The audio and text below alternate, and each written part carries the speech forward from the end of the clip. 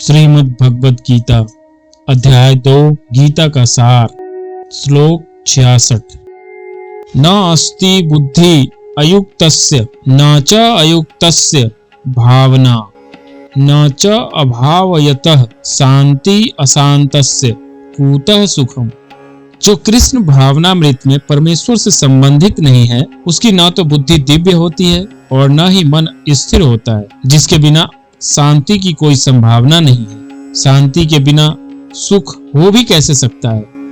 न अस्ति बुद्धि अयुक्तस्य, जिसका मन और इंद्रियां संयमित नहीं है, ऐसे अयुक्त असंयमी पुरुष की मेरे को केवल परमात्म प्राप्ति ही करनी है, ऐसी एक निश्चय वाली बुद्धि नहीं होती। कारण कि मन और इंद्रियां संयमित न होने से वह उत्पत्ति विनाशशील सांसारिक भोगों और संग्रह में ही लगा रहता है। वह कभी मान चाहता है, कभी सुख आराम चाहता है, कभी धन चाहता है, कभी भोग चाहता है। इस प्रकार उसके भीतर अनेक तरह की कामनाएं होती रहती है। इसीलिए उसकी बुद्धि एक निश्चय वाली नहीं होती। न च अयुक्तस्य भावना, जिसकी बुद्धि व्यवसायित्मिका नहीं होती, उसकी मेरे को तो केवल अपने कर्तव्य का पालन करना है और फल की इच्छा, कामना, आसक्ति आदि का त्याग करना है, ऐसी भावना नहीं होती। ऐसी भावना न होने में कारण है अपना ध्येय स्थिर न होना। न च अभावयतः शांति, जो अपने कर्तव्य के परायण नहीं रहता उसको शांति नहीं मिल सकती। जैसे साधु, शिक्षक, ब्राह्मण, क्षत्रिय, वैश्य, शूद्र आदि यदि अपने अपने कर्तव्य में तत्पर नहीं रहते तो उनको शांति नहीं मिलती। कारण कि अपने कर्तव्य के पालन में दृढ़ता न रहने से ही अशांति पैदा होती है। अशांतस्य कुतः सुखम, जो अशांत है वह सुखी कैसे हो सकता है। कारण कि उसके हृदय में हरदम हलचल होती रहती है। बाहर से उसको कितने ही अनुकूल भोग आदि मिल जाएं, तो भी उसके हृदय की हलचल नहीं मिट सकती, अर्थात वह सुखी नहीं हो सकता। श्लोक 67। इंद्रियाणाम ही चरताम यत मनः अनुविधीयते तत अस्य हरति प्रज्ञाम वायु नावम इव अंभसी। जिस प्रकार पानी में तैरती नाव को प्रचंड वायु दूर बहा ले जाती है, उसी प्रकार विचरणशील इंद्रियों में से कोई एक जिस पर मन निरंतर लगा रहता है, मनुष्य की बुद्धि को हर लेती है। जब साधक कार्य क्षेत्र में सब तरह का व्यवहार करता है, तब इंद्रियों के सामने अपने अपने विषय आ ही जाते हैं। उनमें से जिस इंद्रिय का अपने विषय में राग हो जाता है, वह इंद्रिय मन को अपना अनुगामी बना लेती है, मन को अपने साथ कर लेती है।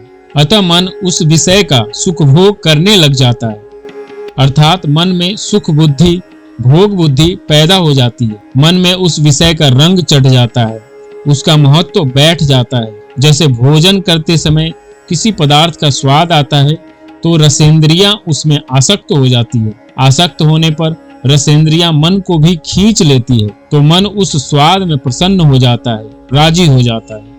तत अस्य हरति प्रज्ञाम, जब मन में विषय का महत्व बैठ जाता है, जब वह अकेला मन ही साधक की बुद्धि को हर लेता है, अर्थात साधक में कर्तव्य परायणता न रहकर भोग बुद्धि पैदा हो जाती है। वह भोग बुद्धि होने से साधक में मुझे परमात्मा की ही प्राप्ति करनी है, यह व्यवसायित्मिका बुद्धि नहीं रहती। इस तरह का विवेचन करने में तो देरी लगती है, पर बुद्धि विचलित होने में देरी नहीं लगती।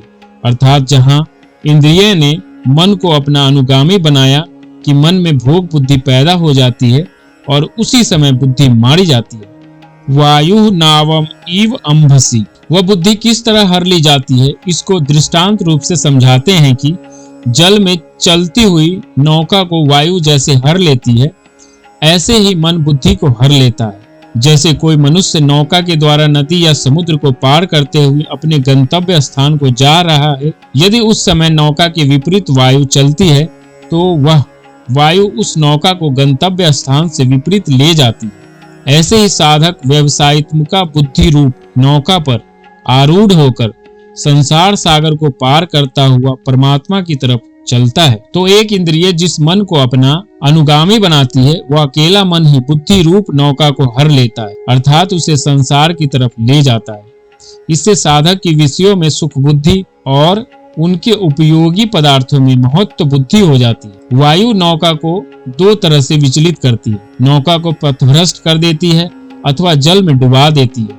परंतु कोई चतुर नाविक होता है तो वह वायु की क्रिया को अपने अनुकूल बना लेता है, जिससे वायु नौका को अपने मार्ग से अलग नहीं ले जा सकती, प्रत्युत उसको गंतव्य स्थान तक पहुंचाने में सहायता करती है। ऐसे ही इंद्रियों के अनुगामी हुआ मन बुद्धि को दो तरह से विचलित करता है। परमात्मा प्राप्ति के निश्चय को दबाकर भोग बुद्धि पैदा कर देता है अथवा निषिद्ध भोगों में लगाकर पतन करा देता है। परंतु जिसका मन और इंद्रियां वश में होती है, उसकी बुद्धि को मन विचलित नहीं करता, प्रत्युत परमात्मा के पास पहुंचाने में सहायता करता है।